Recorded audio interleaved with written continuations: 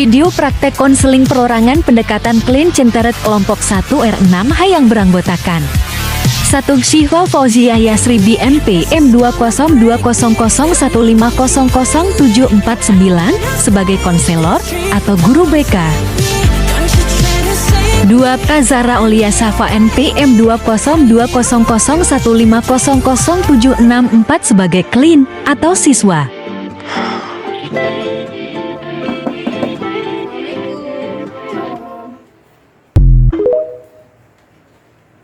Silakan duduk. Sibuk. Iya. Terima kasih sudah datang di ruang konseling hari ini. Kalau boleh tahu namanya siapa? Nama saya Zahra, Bu. Panggil aja Ara. Oke, Ara. Belum kenal nama ibu ya? Belum. Nah, perkenalkan nama ibu Syifa Fauziah Yasri. Saya seorang guru BK atau konselor di sekolah ini. Sebelumnya Ara udah pernah konseling belum? Belum. Belum ya? Berarti Ara belum tahu apa itu konseling ya? Nah, Ibu akan menjelaskan beberapa hal terkait dengan konseling kita hari ini. Nah, konseling perorangan yaitu konseling yang dilakukan oleh klien dan konselor, di mana konselor ini seorang profesional yang lulusan S1 di bidang konseling yang akan membantu permasalahan si klien. Nah, klien ini adalah Anda sendiri. Dan ada beberapa hal yang perlu kita ketahui dan kita pelajari, yaitu ada asas-asas yang harus kita ketahui. Pertama itu ada asas kerahasiaan. Nah, asas kerahasiaan ini adalah di mana cerita dari permasalahan yang Ara ungkapkan kepada ibu akan dijaga kerahasiaannya oleh ibu, jadi tidak akan sampai bocor keluar ya kepada orang lain. Lalu ada asas kekinian. Asas kekinian ini yaitu di mana permasalahan yang Ara alami, yang Ara ceritakan itu harus yang terupdate, jadi bukan masalah yang masa lalu ya, harus masalah yang sekarang. Lalu ada asas kenormatifan. Asas kenormatifan ini adalah aturan-aturan dalam konseling yang harus Ara patuhi. Contoh, ketika saya berbicara, Anda tidak boleh memotongnya. Lalu ada asas tentang asas kegiatan. Nah, di mana asas kegiatan ini adalah asas kegiatan yang sedang kita lakukan hari ini. Gimana? Udah paham terkait konseling? Insya Allah paham, Bu. Tidak ada yang mau ditanyakan? Ya. Oke. Kalau tidak ada, saya akan janji konselor dulu ya. Saya Syifa Fauziah Yasri berjanji bahwa apa yang Ara ceritakan, permasalahan apa yang Ara ceritakan kepada saya tidak akan tersebar kepada orang lain, akan ditutup rapat oleh saya. Apabila udah paham nih, kira-kira Ara udah siap belum nih buat melakukan konseling? Kira-kira kalau di rating dari 1 sampai 10 kira-kira berapa? 10, Bu. 10, berarti udah siap banget ya? Siap. Udah percaya nih? Baik. Ada apa Ara datang kemari? Saya ngerasa sedih, Bu. Saya sedih, kesel, sakit hati juga, Bu. Kenapa tuh? Saya sakit hati sama mama saya, Bu. Memangnya apa yang dilakukan oleh Mama Ara sehingga membuat Ara sakit hati? Saya diomelin mulu, Bu, di rumah. Saya apa yang saya lakuin tuh kayaknya salah terus gitu. Saya mau ngelakuin hal ini di mata mama saya tuh salah. Saya bahkan nggak ngelakuin apapun saya salah gitu, Bu. Jadi kayak saya tuh dimarahin terus, saya dibentak terus, saya ada di tempat salah lah pokoknya, Bu. Mama Ara seperti itu apa hanya sebelumnya Ara punya berapa saudara? Aslinya saya 5 bersaudara, Bu. Tapi abang saya yang pertama itu udah nggak ada, jadinya sekarang sisa 4. Ada kakak saya yang sekarang tinggal bareng saya sama mama saya, terus ada abang saya yang baru nikah kemarin. Saya sama adik saya yang kebetulan lagi tinggal di pesantren. Nah, itu Mama Ara marah-marahnya hanya kepada Ara atau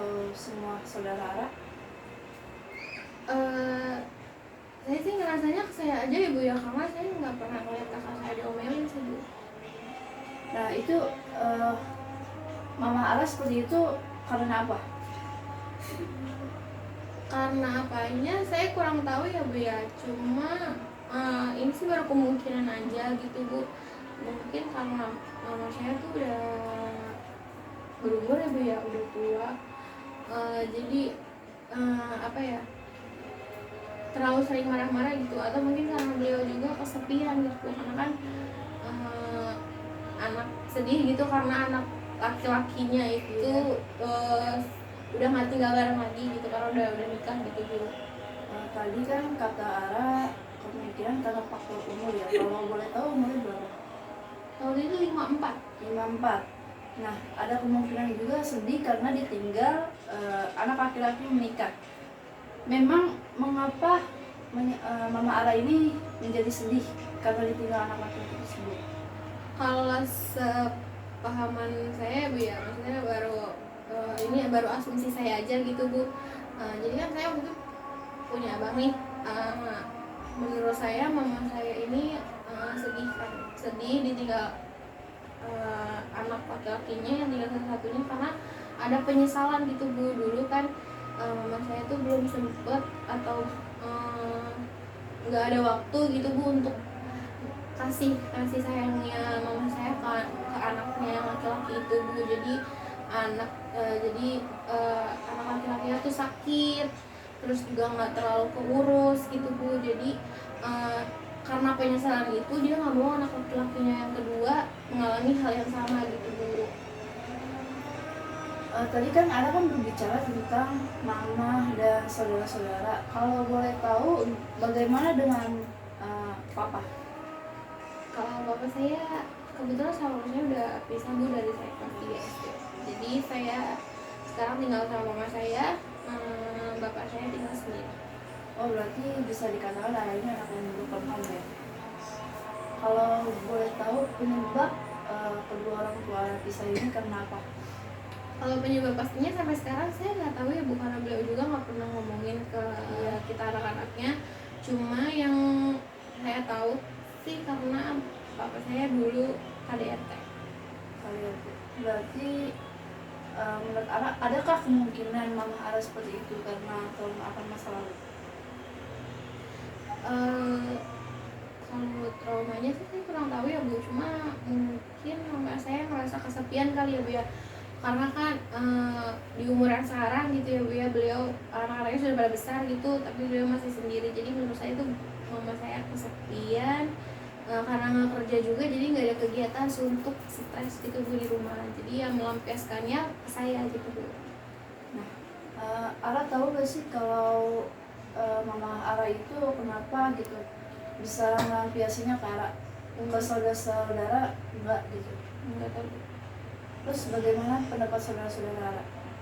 Kalau saya sih alhamdulillah saya punya kakak yang support banget ya Bu ya, kakak yang pengertian banget sama saya gitu.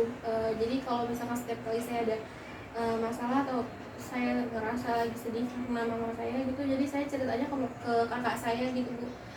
Saya ceritakan apa yang saya rasain ke kakak saya, dan kakak saya juga mau mendengarkan gitu. Jadi saya ngerasa sedikit tenang gitu, ada orang yang masih mau mendengarkan saya. Ara udah tahu kan penyebab mama Ara marah-marah, ada kemungkinan karena faktor umur dan mungkin lagi capek, terus bilang biasanya kepada Ara. Nah, Ara, apa yang Ara rasakan? Ngerasa nggak adil sih Bu, kayak kok kenapa harus saya gitu ya Bu. Jadi saya yang itu ngerasa nggak adil, saya ngerasa sedih, saya ngerasa kecewa banget gitu, karena kan di umur sekarang gitu saya udah paham ya Bu ya, maksudnya kata-kata yang menyakitkan buat saya gitu. Jadi lebih sakit gitu kalau dengarnya dari orang tua saya gitu. Memang kata-kata yang bikin sakit itu seperti apa? Contoh ini Bu ya, jadi tuh waktu itu saya lagi ada urusan atau ada tugas gitu Bu, tugas numpuk gitu. Jadi kan mau nggak mau saya tugas rumahnya itu nggak kepegang, contohnya kayak nyuci piring atau jemur baju kayak gitu ya Bu ya. Jadi kan urusan rumah nggak kepegang nih Bu sama saya. saya kan nggak kepegang karena saya bukan ngapa-ngapain ya Bu, bukan saya nonton atau saya main gitu, saya kan ngerjain tugas ya Bu. Tapi mama saya tuh marah-marah kayak, masa nyuci piring aja nggak bisa kayak gitu, masa nyuci piring aja mesti mama yang nyuci kayak gitu. Jadi saya ngerasanya, loh saya kan nggak nyuci piring karena saya ada tugas lain gitu, ada hal lain yang harus saya lakukan, dan hal itu nggak yang baik gitu loh Bu, bukan yang main-main gitu kan. Jadi saya ngerasa kecewa gitu, harusnya beliau itu memahami saya, harusnya mama saya sendiri yang harusnya paham gitu Bu apa kegiatan saya gitu. Jadi saya kecewa gitu, kenapa mama saya tuh bilang kayak gitu ke saya gitu. Berarti perasaan yang Ara alami ini perasaan kecewa dan sakit hati ya. Apakah Mama Ara tahu Ara kecewa dan sakit hati terhadap Mama Ara? Kalau menurut saya sih beliau pasti tahu ya, cuma nggak tahu sepenuhnya gitu. Jadi saya kalau misalkan kayak lagi marah sama mama saya tuh saya diem aja gitu, saya lebih baik diem sih Bu. Terus jika Mama Ara marah-marah itu apa sih yang dipikirkan oleh Ara? Iya, ya saya memikir kalau mama saya tuh nggak ngerti perasaan saya sih Bu. Apa Ara udah mencoba untuk berbicara baik-baik terhadap Mama Ara atau mencoba terbuka? Belum. Jadi Mama Ara belum tahu apa yang Ara alami ya. Mengapa? Saya nggak berani ngomong Bu, karena kan kayak yang kakak saya bilang ya Bu ya, kalau misalkan orang tua udah masuk umurnya, kita kan sebagai anak harus hati-hati ya Bu ngomongnya. Jadi saya lebih milih diem gitu Bu, karena saya takut salah ucap. Ada gak sih keinginan Ara untuk memberitahu terhadap Mama Ara?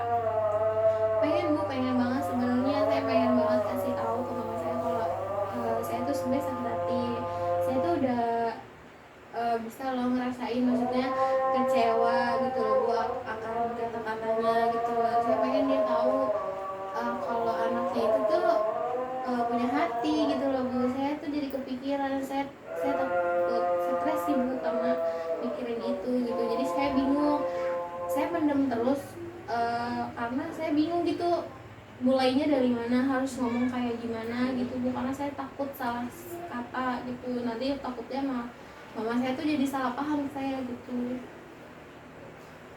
Kalau untuk Papa Ara mengetahui gak apa yang Ara rasakan terhadap Mama Ara? Enggak. Jadi papanya tidak tahu dan Mama juga tidak tahu ya? Enggak. Kalau saya sih lebih ke nggak mau cerita ke papa saya karena apa ya?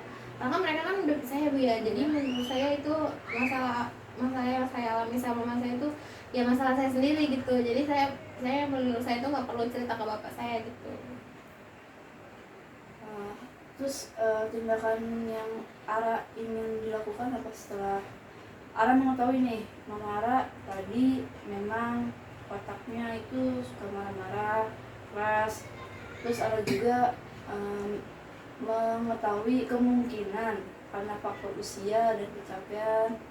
Terus Ara juga belum menceritakan kepada Mama Ara. Nah, tindakan apa yang Ara ingin Ara lakukan? Ya mau nggak mau saya harus ngomong sih Bu ke mama saya gitu, karena saya juga nggak mau lah Bu terus-terusan diginiin gitu. Saya pengen mama saya tahu gitu, jadi saya pengen coba ngomong, mengutarakan apa yang saya rasakan gitu Bu ke mama saya. Tapi sekarang belum berani untuk berbicara ya? Belum. Mau ini gak latihan dulu menggunakan teknik kursi kosong supaya Ara ini berani berbicara, mengungkapkan isi hati Ara kepada Mama Ara. Kursi kosong apa Bu maksudnya? Nah, teknik kursi kosong ini teknik layanan bimbingan konseling yang bisa digunakan di mana Ara berbicara seolah-olah Ara berbicara dengan Mama Ara. Bagaimana? Boleh deh Bu, coba. Boleh.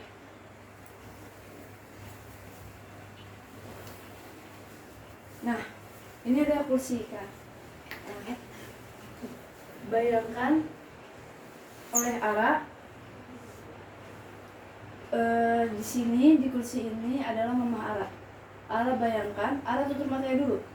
Ara tutup mata, Ara bayangkan di depan Ara di kursi ini adalah mama Ara.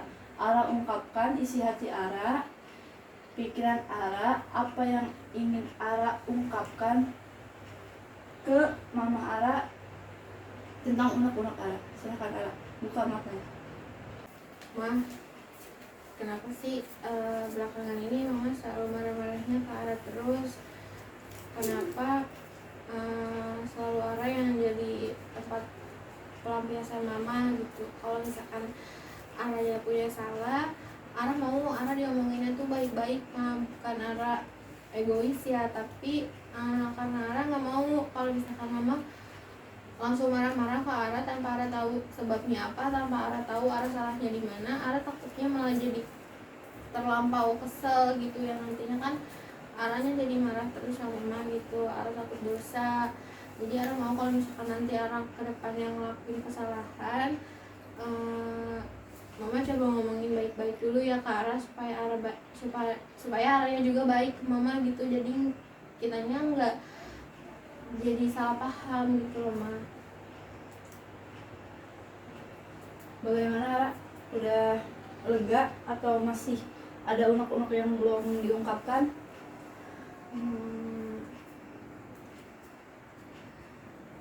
Udah Bu, itu aja. Gimana tadi setelah menggunakan teknik kursi kosong, gimana perasaan Ara? Udah lega sih Bu, alhamdulillah. Udah lega ya? Baik. Berarti Ara ingin berbicara kepada mama Ara secara hati ke hati ya. Nah, kira-kira Ara pengen berbicara ke mama Aranya itu kapan? Kapan waktunya kira-kira? Kayaknya sih minggu ini deh Bu. Minggu ini. Emang minggu ini mama Ara tidak kemana? Iya. Nggak kemana-mana mama Ara. Kayak sih nggak kemana-mana, soalnya kakak saya juga libur, jadi saya mau coba cerita tapi ada kakak saya gitu. Memangnya Ara untuk sekarang ini udah yakin untuk berbicara atau masih belum yakin? Insya Allah udah yakin. Udah yakin ya. Kira-kira kalau di ratingin berapa persen nih? 9. 9% udah yakin banget nih ya. Bisa ya. Setelah tadi disampaikan oleh Ara ingin berbicara kepada mama Ara dari hati ke hati nanti hari Minggu ya. Terus ada yang ingin disampaikan lagi? Nggak ada? Ya ada. Baik, tadi kan Ara udah mengutarakan nih apa yang ingin Ara sampaikan kepada mama Ara. Nah, kira-kira terbayang nggak jawabannya nanti seperti apa? Pasti sih bakal nangis duluan ya Bu ya. Karena saya sama mama saya tuh gak pernah ngomong dari hati ke hati gitu Bu, secara lembut. Pastinya kita nangis dulu dan jawabannya mungkin mama bakal ya menjawab pertanyaan saya sih Bu, dengan tergantung ya. Saya kalau saya nanyanya pelan pasti dia juga pasti jawabnya pelan. Berarti Ara memang harus bicara pelan-pelan ya, karena kan bagaimanapun orang tua kita juga harus menghormati orang tua ya, jadi jangan menaikkan nada bicara ya Bu. Nah, berarti udah yakin nih ya, berapa persen kira-kira? 9. 9 udah yakin banget nih ya, walaupun apapun jawaban mama kamu tetap diterima ya. Ya Bu. Oke. Ada yang ingin disampaikan lagi Kak? Saya rasa itu cukup Bu. Udah cukup. Karena cukup, untuk konseling selanjutnya kira-kira kapan bisanya? Mungkin hari Senin Bu, setelah saya bilang ke mama saya. Senin boleh. Jam berapa? Jam 1. Jam 1 berarti pas habis istirahat ya? Iya Bu. Habis sholat zuhur? Iya Bu. Boleh jam 1. Jam 1. Iya Bu, jam 1. Baik, karena tidak ada yang ingin disampaikan lagi, kita akhiri aja konseling hari ini ya. Ya Bu. Jangan lupa datang Senin depan jam 1 ya. Ya Bu. Ya, terima kasih ya. Iya, terima kasih untuk- banyak ya Bu Iya, ya. Terima kasih banyak. Karena konseling ini Ara jadi ngerasa sedikit lega Bu. Mudah-mudahan minggu depan hasilnya baik ya Bu. Mudah-mudahan mama saya bisa baik lagi sama saya Bu. Ya, terima kasih banyak ya Bu. Saya pamit pulang ya Bu. Ya, silakan. Assalamualaikum. Waalaikumsalam. Terima kasih dan mohon maaf jika ada kesalahan pada video tersebut.